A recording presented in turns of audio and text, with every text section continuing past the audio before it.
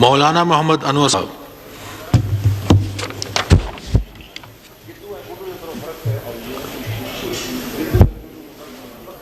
نحمده ونصلي على رسوله النبي الكريم أما بعد فأعوذ بالله من الشيطان الرجيم بسم الله الرحمن الرحيم وَلَنَبْلُوَنَّكُمْ بِشَيْءٍ مِّنَ الْخَوْفِ وَالْجُوعِ وَنَقْصٍ مِّنَ الْأَمْوَالِ وَالْأَنفُسِ وَالثَّمَرَاتِ وَبَشِّرِ الصَّابِرِينَ الَّذِينَ إِذَا أَصَابَتْهُم مُّصِيبَةٌ قَالُوا إِنَّا لِلَّهِ وَإِنَّا إِلَيْهِ رَاجِعُونَ.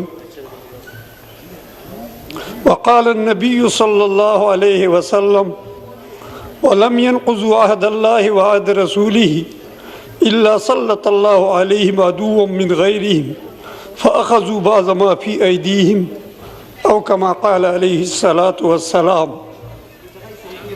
جناب اسپیکر صاحب شکریہ. 4 سالوں سے جو میں محسوس کر رہا ہوں تو یہ میرا یقین ہے کہ اس اجلاس میں ماہرین معاشیات، ماہرین اقتصادیات، مختصر یہ ہے کہ دنیا کی امور میں میرے کافی کچھ ماہرین جمع ہیں، لیکن جب محسوس کرتا ہوں اور دیکھتا ہوں تو ملک کے عوام، ملک کی معیشت، ملک کی اقتصادیات دن بدن مشکلات پہ جا رہے ہیں اور سہولیات معدوم ہوتے جا رہے ہیں. میں ایک تصور قائم کر چکا ہوں، اللہ کرے کہ میرا تصور صحیح ہو. قرآن و احادیث کی روح سے مشکلات آتے رہتے ہیں. جتنے معیشت کے مشکلات، غربت کے مشکلات حضور صلی اللہ علیہ وسلم کے زمانے میں آئے ہیں، میرا خیال ہے کہ قیامت کی دن تک ویسی مشکلات نہیں آئیں گے.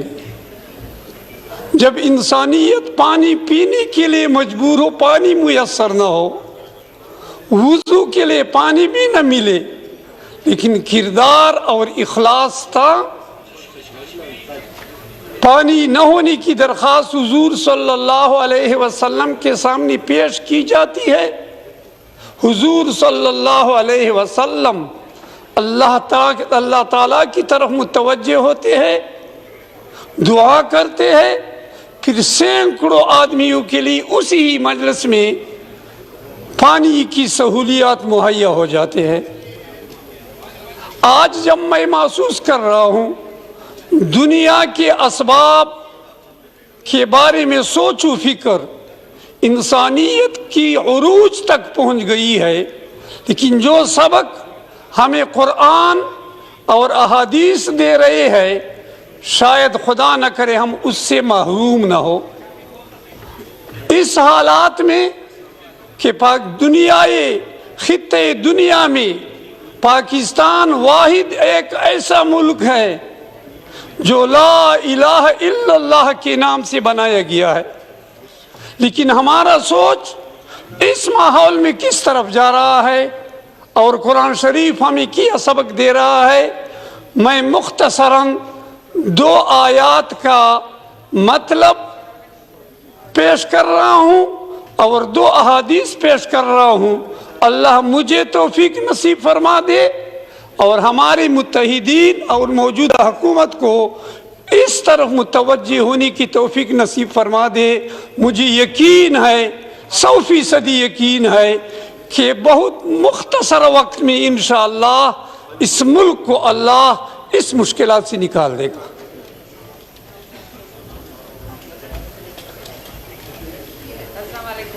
قرآن شریف میں اللہ تعالیٰ اعلان فرماتے ہیں لَيَبْلُوَنَّكُمْ بِشَيْءٍ مِّنَ الْخَوْفِ وَالْجُوعِ وَنَقْصٍ مِّنَ الْأَمْوَالِ. او پیغمبر صلی اللہ علیہ وسلم مطلب بیان کر رہا ہوں. امتیوں قریب ہے یقیناً آپ پر ایسے آزمائش آئیں گے کہ آپ کی دلوں میں ڈر ہوگا، آپ میں بھوک لگے گی، آپ کے اموال میں کمی آئے گی، آپ انسانیت کم ہوتے جائیں گے، میوے بے برکت ہوتے جائیں گے۔ لیکن ایسے حالات میں آپ کو کیا کردار اپنانا چاہیے، کیا سوچ اپنانا چاہیے؟ اللہ تعالیٰ اعلان کرتا ہے اور حضور صلی اللہ علیہ وسلم کو فرماتا ہے، بشر الصابرین، ایسے حالات میں صبر کرنے والے لوگوں کو بشارت دیجئے، بشارت دیجئے۔ کس طرح، کب بشارت ملے گا؟ جب ان پہ مصیبت آ جائے، ان پہ تکالیف آ جائے تو وہ اللہ کی طرف متوجہ ہو کر ان کی زبانوں پہ یہ کلمات جاری ہو، انا للہ، ہم اللہ کے لیے ہے، وَإِنَّا إِلَيْهِ راجعون، اور ہمارا واپسی اور ہمارا رجوع بھی اللہ کی طرف ہوگا۔ جب یہ خلق انسانیت اور مسلمان میں پیدا ہو تو اللہ تعالیٰ کی طرف سے اعلان ہے کہ پھر خوشخبری سنا دیجئے، اس سے یہ سب مشکلات ختم ہوں گے۔ اب یہ توجہ کس طرح پیدا ہوگا؟ قرآن شریف حضرت نوح علیہ نبینا وعلیہ الصلاۃ والسلام کی سبق جو اپنی امت کو اس نے دیا ہے، ہمارے لیے نقل کر رہے ہیں کہ شاید امت حضرت محمد مصطفیٰ حضرت نوح کے اعلان سے سبق لے تو پھر اس طرح خوشیاں آئیں گی۔ خلاصہ اس کے یہ ہے، حضرت نوح علیہ الصلاۃ والسلام فرماتے ہیں فَقُلْ تَسْتَغْفِرُوا رَبَّكُمْ يُرْسِلُ السَّمَاءَ عَلَيْكُمْ مِدْرَارًا إِلَى آخِرِ الْآیَةِ۔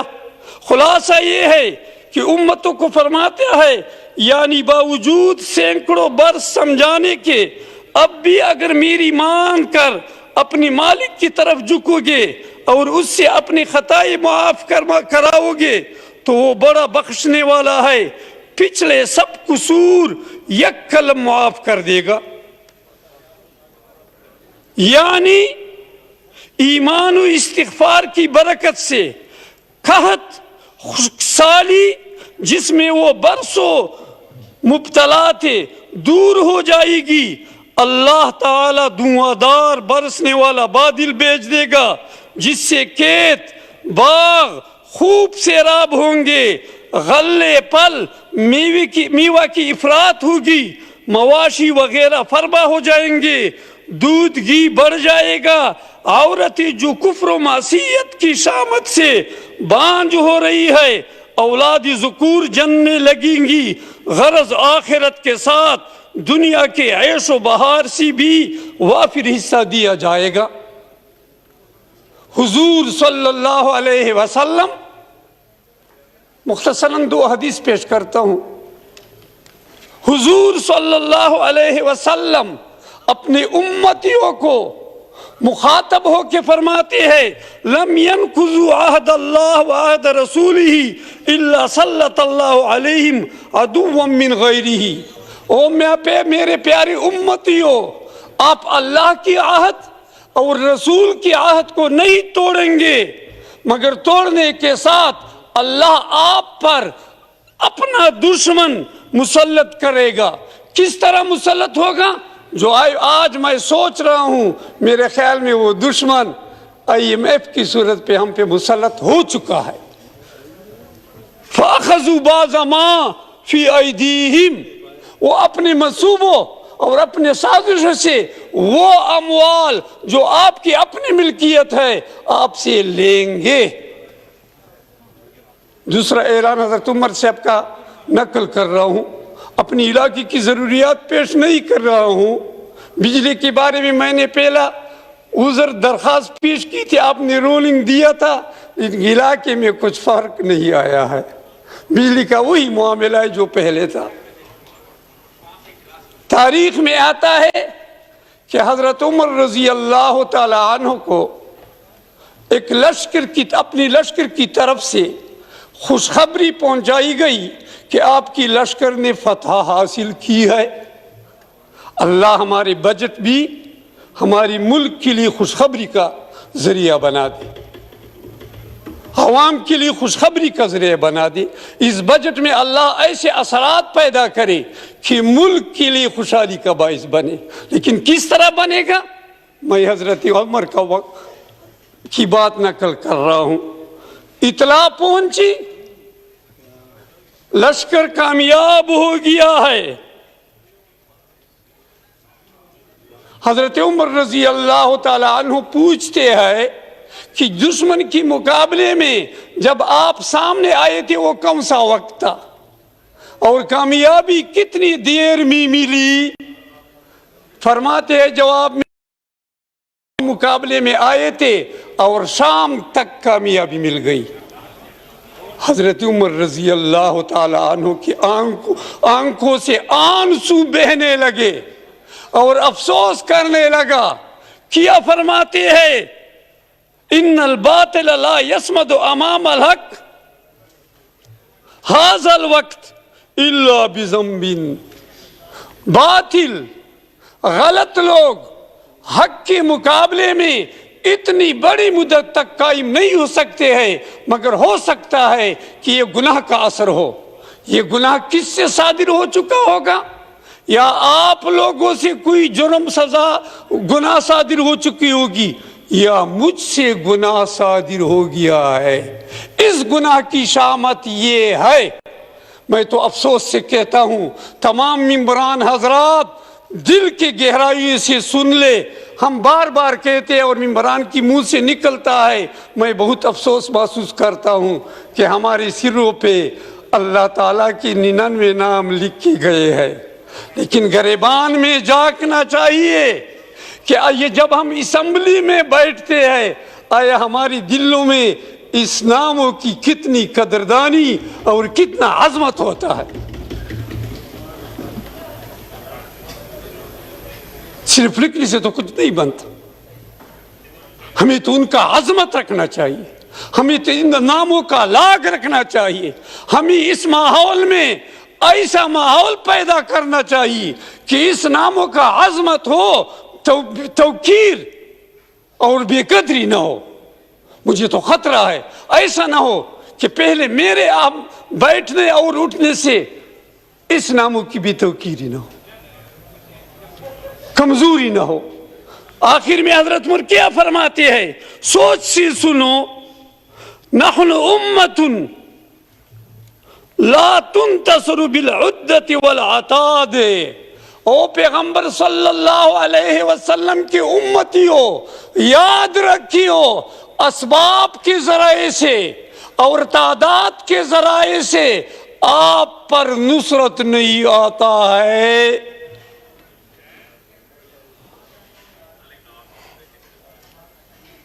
ولیکن تنتصر بقلت ذنوبنا وکثرت ذنوب الاعداء. آپ اور ہماری امداد اس وقت اللہ کی طرف سے آئے گی جب ہمارے گناہ کم ہوں گے اور دشمنوں اور مخالفوں کے گناہ ہم سے زیادہ ہوں گے. اور اگر مسئلہ الٹا ہو گیا فلو تساوت الذنوب, مسلمان اور غیر مسلمان کی جرم اور گناہ اللہ کی نسبت میں برابر ہو جائے, مسلمان میں گناہ کا فکر نہ ہو, غیر مسلم میں جرم کا فکر نہ ہو, پھر اللہ کی عادت حضرت عمر رضی اللہ تعالیٰ عنہ فرماتے ہیں انتصر علینا بالعندت والعتاد. اللہ ہمارے مقابلے میں اس دشمنوں کا امداد تعداد اور اسباب سے کر لیتے ہیں. میں حکومت وقت, میں وزیر اعظم, میں اپنے ممبران حضرات, اپنے ساتھی حضرات بشمول اپنی نفس کے اس طرف توجہ دلانا چاہتا ہوں کہ ہم ایسا نمونہ بنے جو حضرت ابو بکر صدیق اور حضرت عمر رضی اللہ تعالیٰ عنہ مشکل حالات میں پیغمبر صلی اللہ علیہ وسلم کے سامنے امت کے غم میں کس طرح نمونہ بنے تھے. یہ ایک مختصر بات یا حدیث سنانا چاہتا ہوں, پھر بات ختم کرنا چاہتا ہوں, آپ کا پھر شکریہ ادا کروں گا. پیغمبر حضرت عمر رضی اللہ تعالیٰ عنہ فرماتے ہیں اللہ ہمیں بھی یہ مزاج دے. فرماتے کہ میرا ہمیشہ یہ فکر ہوتا تھا کہ کبھی ایسا موقع آ جائے کہ اپنی ملک مدینہ منورہ کے عوام کی سہولت کے لیے پیغمبر صلی اللہ علیہ وسلم کے مطالبے پر میں اپنی مالی قربانی اس طرح سے دوں کہ ابو بکر صدیق سے میدان لے جاؤں۔ اچانک ایک دن ایسا موقع مل گیا، میرا تو امید ہے، میں دعوے سے کہتا ہوں پچھلے دنوں مجھے تو نام یاد نہیں ہوتے، لیکن میرے سامنے قریب ایک ممبر سے اپنی تجویز دی تھی کہ ہم اہل ثروت، بلکہ میرے خیال میں غریب بھی یہ جذبہ پیدا کرے کہ پہلے ہم نے ملک کو سنبھالنا ہے، سنبھلنے کے بعد پھر ہم نے ملک کو ترقی پہ روانہ کرنا ہے۔ جب ملک سنبھلا نہیں ہو، جب ملک کے اسباب کنٹرول نہیں ہوئے ہو، اس وقت تک جتنے منصوبے ترقی کے پیدا کیے جائے یہ ملک کے لیے مشکلات کا باعث بنیں گے، میرے خیال میں خوشی کی باعث نہیں بن سکتے۔ کس طرح صفت کو ہونا چاہیے؟ حضرت پیغمبر صلی اللہ علیہ وسلم، ہم کہتے ہیں کہ ہمارے ہاں بجٹ کا کوئی سامان نہیں ہے، ہم IMF کے محتاج ہے۔ پیغمبر صلی اللہ علیہ وسلم کے زمانے میں بھی ایسے ماحول آتے تھے، موقع نہیں کہ میں تفصیل سے بیان کروں۔ ایک موقع پہ مطالبہ کرتے ہیں کہ جاؤ اپنی طاقت کے مطابق ملک چلانے کے لیے، حکومت چلانے کے لیے ہر ایک اپنا امداد لے آئے۔ ابو بکر صدیق رضی اللہ تعالیٰ عنہ گھر جاتا ہے، برائے نام گھر میں کوئی چیز ہے وہ اٹھا کے لے آتا ہے۔ حضرت عمر رضی اللہ تعالیٰ عنہ خوشحال ہے کہ آج موقع ہے، میں میدان جیتوں گا۔ ہزاروں روپیہ، میرے خیال میں لاکھوں رقم گھر میں تقسیم کر کے آدھا گھر میں چھوڑتا ہے اور آدھا حضور صلی اللہ علیہ وسلم کے سامنے پیش کرتا ہے۔ پیغمبر حضرت عمر خوشحال ہے کہ میں میدان جیت گیا ہوں۔ پیغمبر صلی اللہ علیہ وسلم پوچھتے ہیں ابو بکر فرماؤ کیا لے آئے ہو؟ اگر اب دنیا کا بتاتے تو کہتے کہ 5 روپے یا 6 روپے لے آیا ہو۔ یا رسول اللہ، عوام کی خاطر، یہ میری الفاظ ہے، ملک کے خاطر میرے گھر میں جو کچھ بھی تھا وہ سب لے کے آیا ہوں اور گھر اللہ اور رسول کے نام پہ چھوڑا ہوں۔ حضرت عمر کیا لائے ہو آپ؟ وہ خود کہتے ہیں یا رسول اللہ، جتنا مال میرے گھر میں تھا آدھا کر کے عوام کی خدمت اور ملک کی سہولیت کے لیے لایا ہوں اور آدھا گھر کی ضروریت کے لیے چھوڑا ہوں۔ حضرت عمر کہتے ہیں کہ بس میں نے فیصلہ کر لیا، میں ابو بکر سے اس قربانی میں میدان نہیں جیت سکتا ہوں۔ میرا عقیدہ ہے اللہ حکمرانوں کو توفیق دے اور ہمیں بھی توفیق دے کہ ہم اپنے اہل ملک، عوام، باثروت لوگوں کو اس کے لیے تیار کرے کہ وہ ملک کی بقا، ملک کو چلانے کے لیے اپنی ذاتی جائیداد قرض کی طور پر بغیر سود کے حکومت کو پیش کرے۔ حکومت ذمہ داری لی کہ ان کے قرضوں میں کچھ کمی نہیں آئے گی۔ انشاءاللہ دور نہیں ہے جب اللہ کی طرف ہم متوجہ ہوں گے اور ملک کے لیے ایسی منصوبہ بندی اور جذبے سے کام کریں گے، دینوں میں ہمیں یہ ضرورت بھی نہیں ہوگی کہ ہم IMF کے سامنے بیٹھ کر فقیری کے دست پھیلائے کہ ہمیں کچھ قرضہ دو۔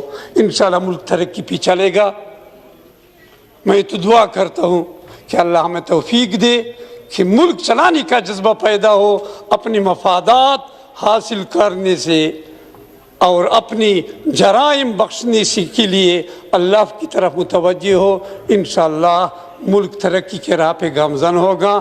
مجھے امید ہے کہ میرے قائدین اور وزیر اعظم ملک چلانے میں اللہ تعالیٰ کامیاب کر دیں گے، اللہ کی طرف بھی متوجہ ہوں گے اور اسباب بھی استعمال کریں گے، کامیابی انشاءاللہ ہماری قدمی چومیں گی۔ اللہ کامیاب۔ شکریہ ازہد، شکریہ جی محترم